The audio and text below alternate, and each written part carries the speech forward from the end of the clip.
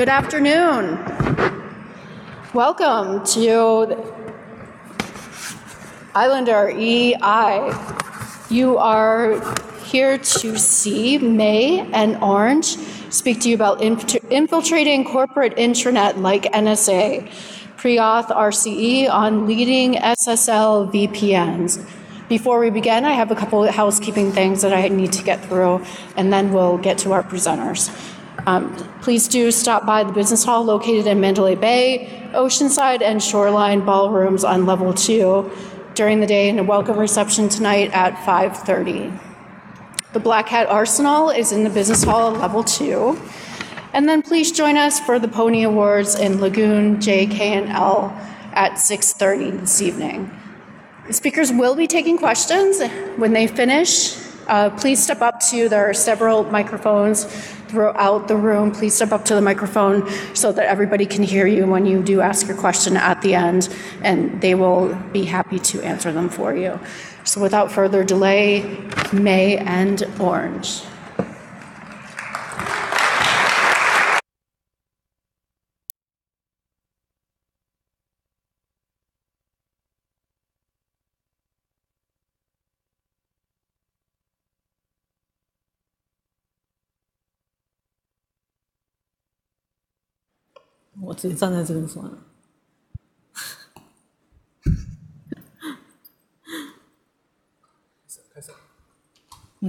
Yeah. Okay, hi. It's good to be back. Nowadays, virtual private network becomes more and more prevalent. For enterprise, SSL VPN is the most convenient way for their employee to access the corporation network. For hackers, it's also the shortest path to compromise your intranet. So today, let's take a look at how your SSL VPN could be wrong. Oh, before that, is there any NSA here? Okay, sorry for the title, yeah. Hi, I'm Orange. We are from DevCore research team in Taiwan. I'm now a zero-day researcher and focusing on web and application security. Apart from that, I'm also a speaker, CTF player, and bug bounty hunter. Hello everyone, I'm May Chang. I'm a security researcher from DevCore, and I play CTF in Heap and 217 CTF team. I mainly focus on binary exploitation. Here is the highlights today. We will disclose pre-auth remote code execution on both Fortinet and Perl Secure SSL VPN. In the Fortinet case, we will show you the hardcore but reliable binary exploitation with the magic string to open the door. In the Perl Secure, we will present the out-of-box web hacking and how we bypass the two-factor authentication on Twitter and hack into their most important server. And last but not least, we will introduce how we leverage a hidden feature to take over not only your SSL VPN, but also all of your clients. And this is the agenda. We first introduce the SSL VPN and why we focus on that. Most of the SSL VPN don't provide a shell.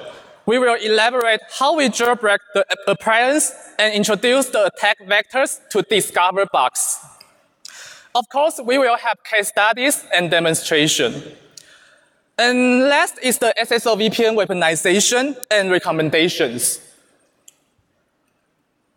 So, what is SSL VPN? Compared to the site-to-site VPNs such as the IPsec and the PPTP, SSL VPN is more ease of use and compatible with any network environments. All you need is just a browser. Because of the convenience, SSL VPN becomes the most popular remote access way for enterprise. SSL VPN are everywhere and protect the corporation access from internet exposure. They are trusted to be secure and considered as the only way to your private network. But what if your trusted SSL VPN are insecure? They will become your virtual public network. Yes, public. So that's why we focus on SSL VPN. They are important, but a blind spot. They are widely used by corporations of all sizes, but only few vendors dominate the market. According to our survey on Fortune 500, the top 3 SSL VPN vendors dominate about 75% market share. So if you find a high-impact vulnerability on one of the leading SSL VPN, you can hack the planet. The most important is SSL VPN must be exposed to outside. So it must have direct intranet access. Due to its importance, even NSA is hunting for SSL VPN bugs. SSL VPN is trusted by large corporations, industry leaders, and tech giants, such as the Facebook, Twitter, and Marvel. Yeah, the logo is cool. Even the NSA use the SSL VPN. They are everywhere, but usually forgotten. Sometimes even the hacker knows your SSL VPN more. For example, we disclosed a pre-auth remote code execution on Palo Alto SSL VPN 1 month ago. We find the bug accidentally. However, while reproducing on the latest version, we failed. So we start to doubt if this is a known vulnerability. We searched all over the internet, but could not find anything related. There is no CVE, advisory, or any official announcement. Therefore, we believe this is a silent fix one day. We surveyed all over the world and find Uber suffered from this. So we report to their bug bounty program. This is not the fault on Uber. They are also the victim. We also report this to the Palo Alto PCERT, but we got the following reply. They do not CVE items find internally. So that's the reason why there is no official advisory. Okay, this is fine. There is no CVE, so there is no vulnerability. Anyway, Palo Alto still assigned a CVE for that, just right after we published the story. Once we decide to research into SSL VPN, the next question is how to choose the targets. We did a little survey on leading SSL VPN. As you can see, even in the high severity level CVE, the Perl Secure and Fortigate are the most secure one. We want to challenge the mission impossible, so we put our priority on Perl Secure and Fortigate more. Perl Secure is the most famous VPN solution in the world and has the least high-level CVE. It's trusted by large corporations, service providers, and government departments. Fortigate is more used by end users and medium-sized enterprise. It's common in Asia and Europe. Both vendors have a little high-level CVEs, so our mission is to find the pre-auth remote code execution on them. So let's start hacking. To kickstart a new research is always not easy. SSL VPN is a black box and closing source appliance. They usually build their own architecture stacks from scratch and don't provide a shell to dive into. So the jailbreak is the essential step for researchers to turn the black box into a gray box. As you can see, most of SSL VPN only provide a restricted shell. So let's talk about how to jailbreak them. We are not the hardware guys, so we start researching from the virtual appliance. All the virtual appliances can be classified into the typical one and the encrypted one. It's trivial for typical one, so we don't pay a lot of time here. You can just enter the single user mode or mount the virtual disk on your box to modify the file system to get a shell. But what if the disk has been encrypted? Without the booting process, we cannot see anything. So today we will show you a trick to bypass the encryption. Here is the Linux booting process. The common way in past to break the encryption is to analyze and reverse the VM Linux kernel to get the encryption key. However, we focus on another stage. Here we give an example to show how memory forensics takes us to the win.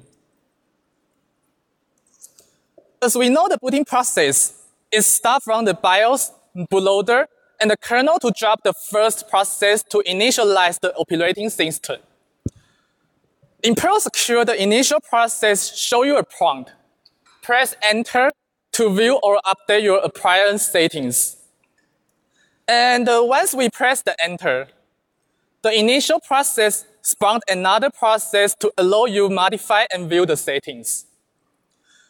We suspend the virtual machine at this time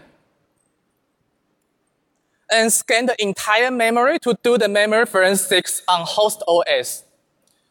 From the memory forensics, we observed that the spawned process is a Perl script. The name is dsconfig.pl. And it seems it can be the weak point of whole the booting process. So it's time to show the magic.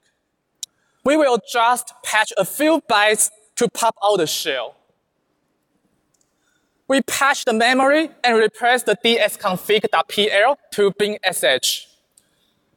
Once the modification is done, the only thing we need is just press the Enter. And we got a shell. Now we have the full control of the system and can do further debugging and analyzing. So now we can start hacking SSL VPNs. But where's the bug? There are many daemons running on the server. They are usually complicated and hard to analyze. Digging at the correct place is important for us. So we propose some attack vectors specific for SSL VPNs. We'll talk about a special feature called WebVPN. It is powerful, but also vulnerable sometimes. We got lots of bounty from this feature. It's just like our slot machine. The next one is the native script language extensions on SSL VPNs and how they can be dangerous. And we'll also introduce some multi-layered architecture problems. WebVPN is a convenient proxy feature. It's portable and clientless. It proxies all kinds of traffic through the web browser. It supports various protocols like HTTP, FTP, and RDP. It also handles many web resources, such as WebSocket, JavaScript, and Flash. We don't need to install any software. Only click on the browser, and we can connect to all the services. Sounds powerful, right? Apparently, it's not easy to implement this feature. Some vendors choose to implement by themselves. However, protocols and web resources handling are prone to memory bugs. Think about SSL VPN processing SMB or Flash. You know how hard it could be. Also, this requires high security awareness. For example, we found some debug functions, sensitive data without encryption, and information exposed carelessly. Some vendors decided not to reinvent the wheel. They modified from an open source project directly. But they copy the code and also copy the bugs. This kind of software are hard to maintain, update, or patch. Or some vendors choose to call existing libraries, but the vendors are often neglect to update these libraries. We found libcurl and libxml from over 10 years ago. Implementing WebVPN is really not easy. This is the most serious attack vector we found on the SSL VPNs. During our research, we found that most SSL VPNs have their own native script language extensions, like PHP extensions written in C or Perl extension written in C++. Vendors like to use this extension to do encoding, decoding, and other operations to improve efficiency, and which may be vulnerable. And it's prone to type confusion between different languages.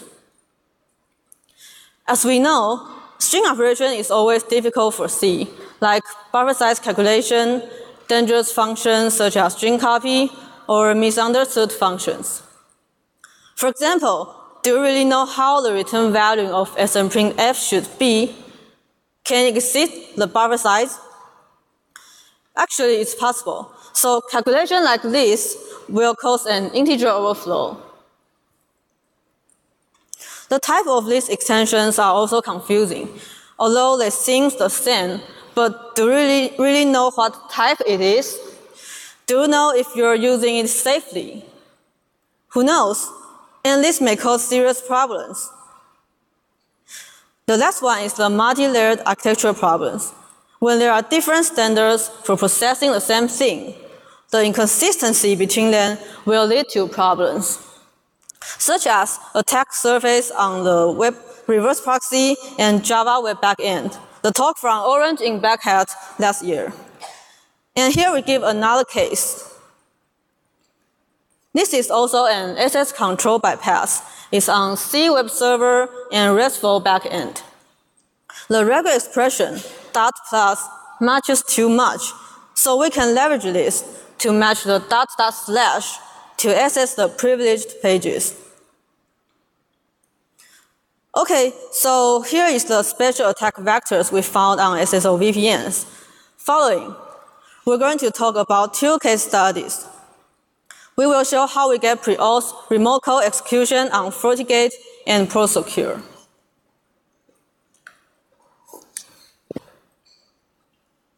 Here's a disclaimer. All the CVEs mentioned below have been reported and patched by Fortinet, ProSecure, and Twitter. So please go update your SSL VPNs as soon as possible. The case one is Fortigate. We first jailbreak the Fortigate and look into the binaries. We tried to list the binaries in /bin and found there are all symbolic links pointing to /bin/init, just like this snapshot. This Fortigate compiles all the programs and configurations into one single binary. This makes the init program really huge and annoying. The IDB file of init is up to 500 megabytes with 85,000 functions, and they are all stripped, no symbol. It contains plenty of function tables to manage each program, including the web daemon. Through our investigation, we found the web service is modified from a patch, but it's a patch from 2002. So the web server running on your SSL VPN is actually as old as your grandmother. Compared to the admin page, the user login interface is the only one that's definitely exposed to the internet. It looks like this, a simple login page, no other buttons or functions. So we're gonna exploit through this interface without authentication. We will talk about 3 bugs today. First is the pre-auth remote code execution chain. We combine 2 bugs, a pre-auth arbitrary file reading to log in, and a post-auth heap overflow to get a shell. We also introduce an interesting bug, the magic backdoor, which can modify any user's password with a magic key. Let's start with the file reading part. It was a function used to show corresponding language for users. It concatenates strings directly without a // filter, but a JSON extension appended automatically. So it seems like we can only read JSON files. Think about it. Can we remove the JSON and read any file we want? The answer is yes. We can utilize the feature of smprintf. According to the main page, it writes at most size -1. The buffer size is fixed here, so we only need to make it exceed the buffer size, like this. We fill it up with slashes, so the path after smprintf becomes like this. the appended JSON exceeds the buffer size and is stripped by the SMPrintf. Then we can read however we want. After getting arbitrary file reading, we found something interesting. We call it an SSL VPN mystery. It appears in many products, not only Fortigate, but PostSecure or other vendors. The mystery is they hold an excessively detailed session file on the SSL VPN. The file is called SSL VPN web session. What's the content? Session token, of course. IP address, sure. Username, indeed. Plaintext password. Are you kidding? You should never store any plaintext password. We really wonder how it's become popular. Let me guess. Maybe they learned it from Google or Facebook or Twitter. Who knows? Just kidding. Anyway, these plaintext passwords are really convenient. We don't need to crack password anymore, and we can log in easily. Today, we're going to utilize the WebVPN feature. As you can see, it supports many protocols. Let's try the HTTP. We only need to type URL, and we can connect to the website through WebVPN. Look at the URL, we can see that we're still connecting the SSL VPN. So it proxies the whole website for us. And if we look into the elements, we can find the URL of resources are also from SSL VPN. It rewrites all the URLs for us. As you can imagine, this involves in heavy string operation. So here is the heap overflow. It occurs in JavaScript parsing, and it's simply because lack of length check while memory copy.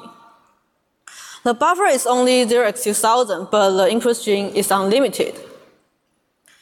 Generally, we do some heap function to overflow a nice target and control the program counter through code execution. But the situation is difficult in Fortigate. We faced something destabilizing.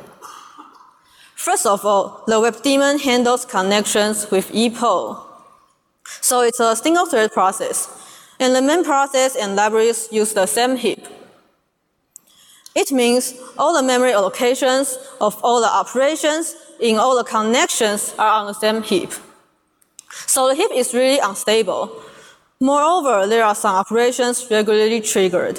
They interfere the heap arrangement and is uncontrollable. Therefore, we cannot arrange the heap allocation carefully. That would just make a mess. And there is something even more ironic.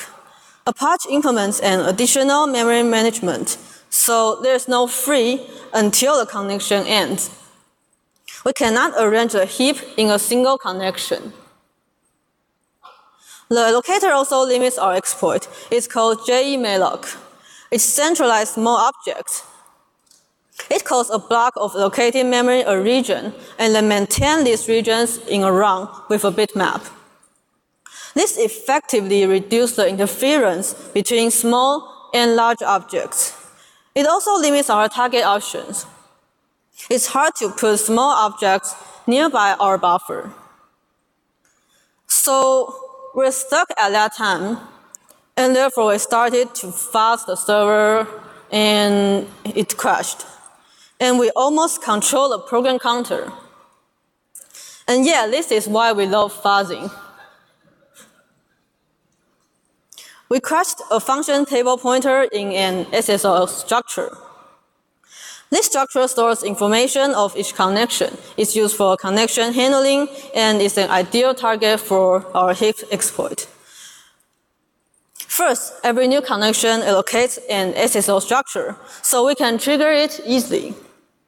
And its size is close to our JavaScript buffer, and therefore it can be placed nearby our buffer with a regular offset.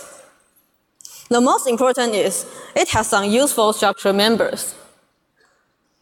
It contains a function table pointer called method, and this is how we triggered the crash. But we found one even better. It's a function pointer called handshake function. With this, the exploit can be much easier. We don't need a whole function table anymore. we only need a function address. All the connections are on the same heap, so we can mess up connections and overflow the SSL structure. So we send lots of normal requests and attack the server with an overflow request in the meantime. If we look into the heap, there may be several SSL structures on the heap. For example, here are 3 SSL structures for 3 connections. And the SSL structure is like this. Some basic information and function table. And the function pointer is now pointing to an SSL function, SSL accept. Now if we trigger the JavaScript parsing, and the JavaScript buffer is allocated ahead of these SSL structures, then we can trigger the overflow and override the SSL structure members like this. So now we fill up the SSL structure with capital A's and make the program crash. What we need to do next is clear. We only need to forge a correct SSL structure with a fake function pointer, like the address of system. So when the victim connection is trying to do handshake, the program executes whatever we want. Anyway, the heap is unstable, so we need to send fuzzy connections to meet the condition. The server may crash sometimes, but it's fine. Fortigate has a reliable watchdog. We just need several attempts, taking about 1 to 2 minutes, and get a shell.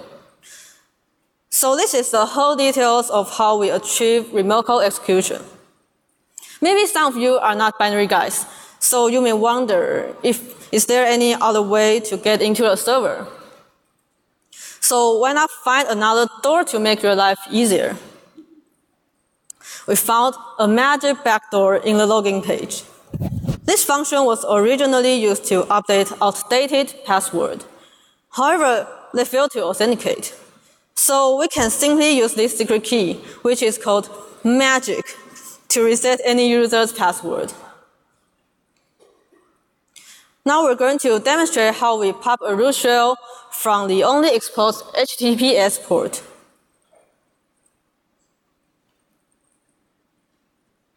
We put our PHP exploit on an HTTP server.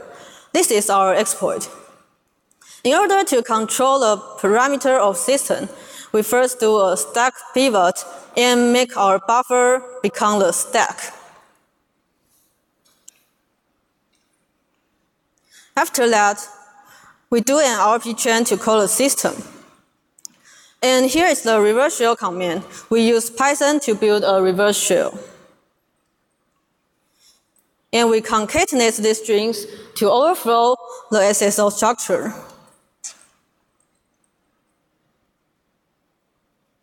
Now we can start hacking. In the first panel, we open a port to receive the reverse shell. And here we start a fuzzing thread to build multiple connections.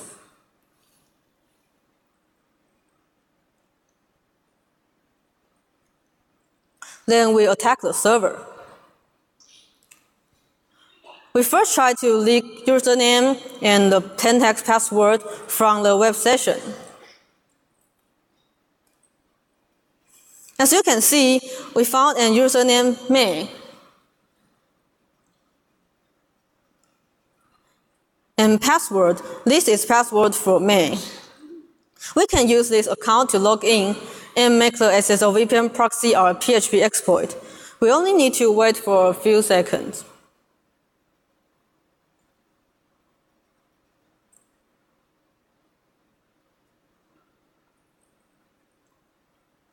Okay, here we got the root shell. Thank you very much.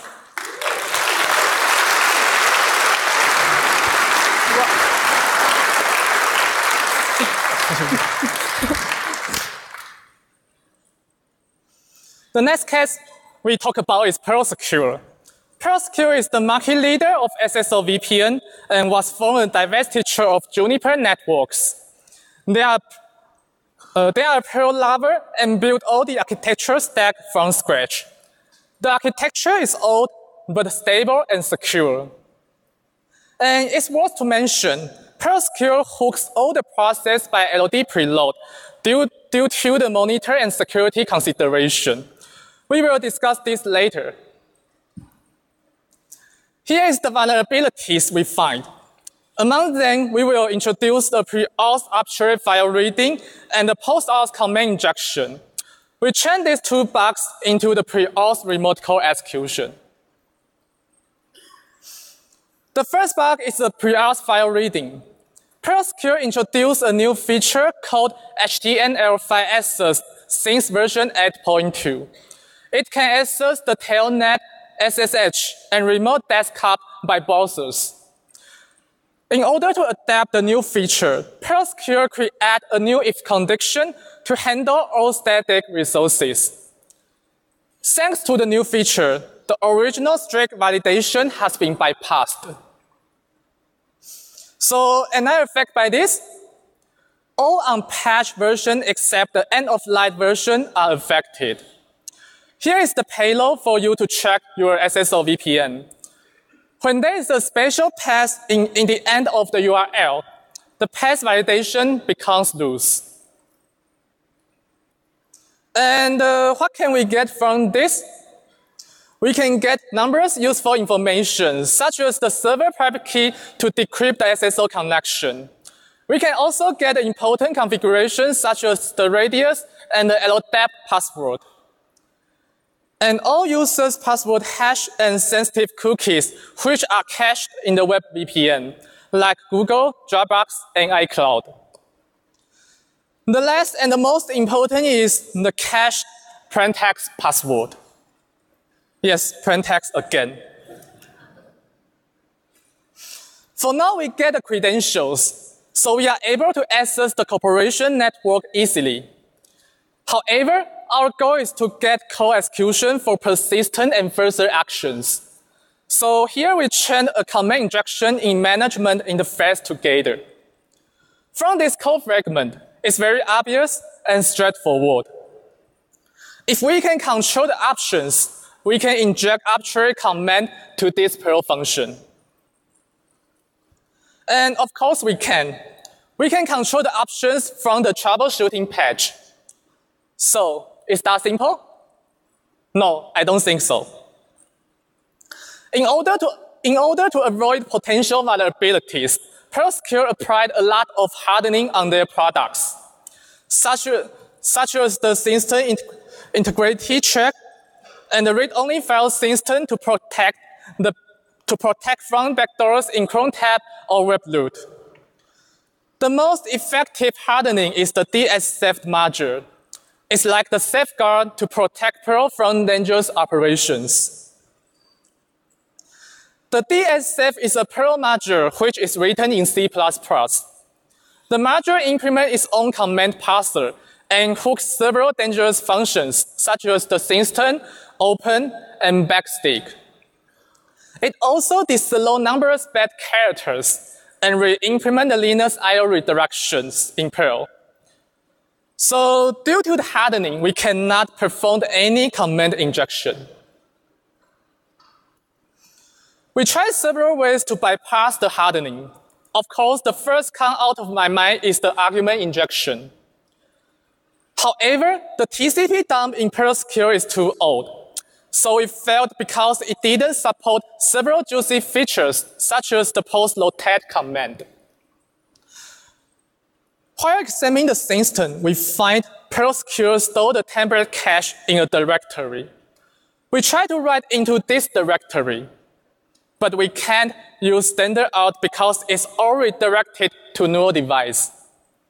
What we can do is only abusing the set file argument, but it seems there is no way to generate a polyglot file in both Perl and PCAT format. So it's time to dig deeper. We dive into the DSSF implementation to see is there anything we can leverage. We found a flaw in the command parser. When there is an incomplete I/O redirection, the rest of the I/O part will be truncated. However, also we can recontrol the standard out, we still can't find any way to generate a valid Perl. So let's think out of the box. Standard out is uncontrollable, but could we write the script by just standard error? When you force the TCP dump to open a non-existent file, it will show the error, no such file or directory. From the error, it seems we can partially control the message. We try to pipe the standard error into Perl, but we still get nothing. However, when we try to use another file name, such as the print123 with a hashtag, we try to pipe the standard error to Perl again, and the magic happens. The Perl print out the 123 without errors. Okay, the Perl 101. Perl supports the goto label, so the TCP dump with the colon becomes a label in Perl. And we use the hashtag to comment the rest of the part. So the standard error becomes a valid Perl now. This is our final exploit. We will explain the payload one by one. The first is to make the TCP dump open a non-existent file. The file name will be part of the error message in standard error. And then we redirect the standard error into the cache directory. Here we name the file as setcookie.html.ttc. The last is the incomplete IO symbol. This symbol abuses the command parser to ignore the rest of the IO redirection. Once our standard error has been written into the cache directory, we can just fetch the corresponding patch to execute our command. By training these two vulnerabilities, we can get a reliable pre-auth remote code execution. We have reported all of our findings to Perl Secure P-Cert, and this is the response from them. They fixed all the bugs within a month. The reaction is very quick and professional. It's a great time to work with Perl Secure. They are such a really responsible vendor. After Perl Secure released all the patches, we kept monitoring the internet to see the large corporations' response time. Twitter is one of them. They are known for their bug bounty program and nice to hackers. However, it's not good to exploit a one day right after the patch released. So we wait 30 days for Twitter to upgrade their SSL VPN. This is the Twitter SSL VPN. It's just a simple login patch. From the reconnaissance, we know the last time Twitter upgrade is in last December. So Twitter is likely vulnerable. We have verified the bug and got a bunch of user credentials in plain text. However, we encountered some problems while trying to pop a shell from Twitter. Yes, the first problem is the two-factor authentication.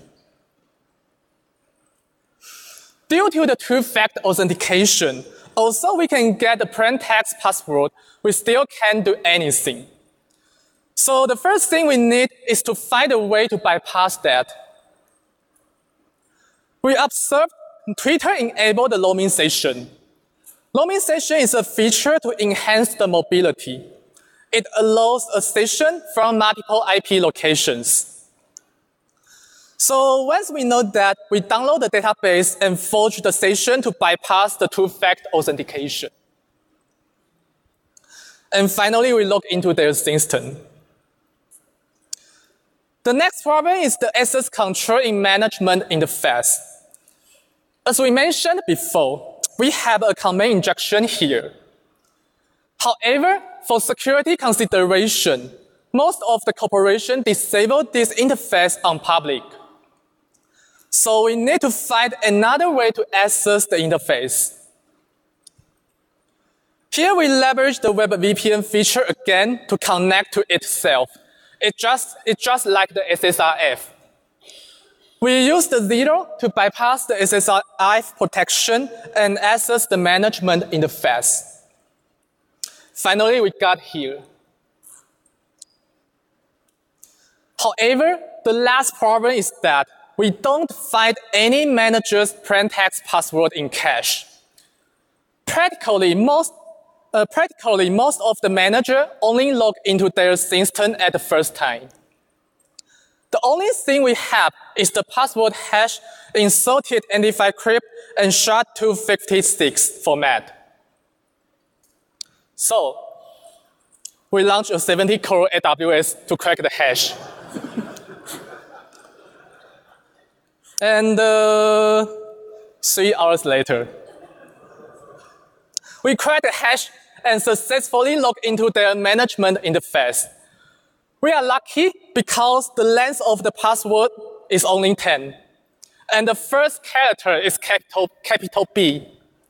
It's on a very early stage of our cracking queue. We exploit our command injection and try to run the command ifconfig.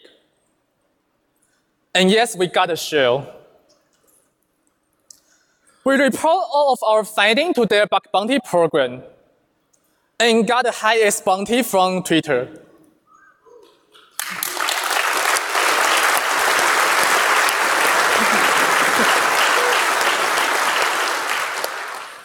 Also, we cannot prove that. It seems this is the first remote code execution on Twitter. Okay, the last is the bonus for you. Our company, DevCore, provides the most professional rating service in Asia. So let's talk about how to make the rating more red. In a rating operation, the personal computer is more valuable. So in order to take control of all the clients, we need to weaponize the SSL VPN. There are several old-school methods before, such as the waterhole attack and replace the VPN installer.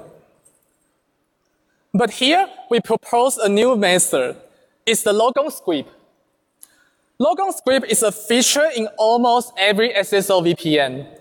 It can execute corresponding script to mount the network file system or change the routing table.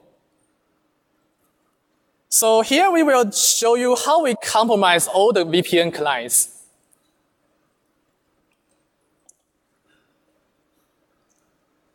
This is our demonstration. As you can see, the exploit needs one argument. So we append our target right after the exploit.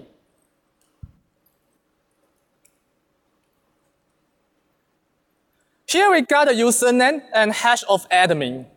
Although we could not find the plaintext password, we can still change our cookie to the session ID of admin.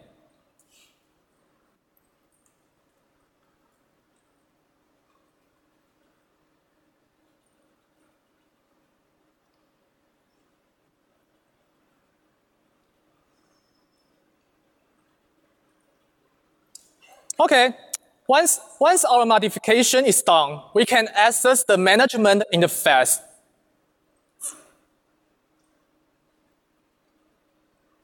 And we had become the admin. Here we leverage the feature on the user roles, users, and the VPN tunneling.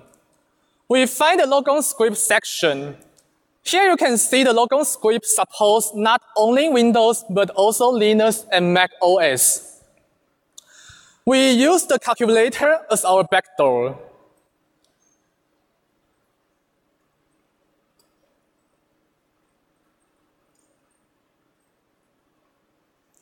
Okay, once our modification is done, we change to the laptop of our victim.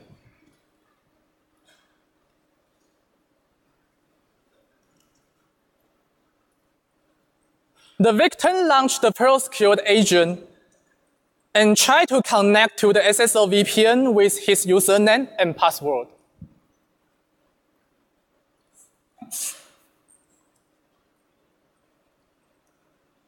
Once the connection has been established, the calculator will be popped automatically.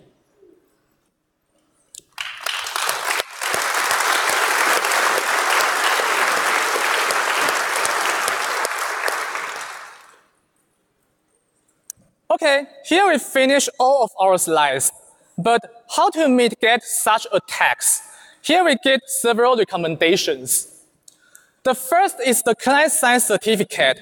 Without the certificate, the malicious connection will be dropped during SSL negotiation. The next is to enable multi-factor authentication. It can decrease numerous attack surfaces.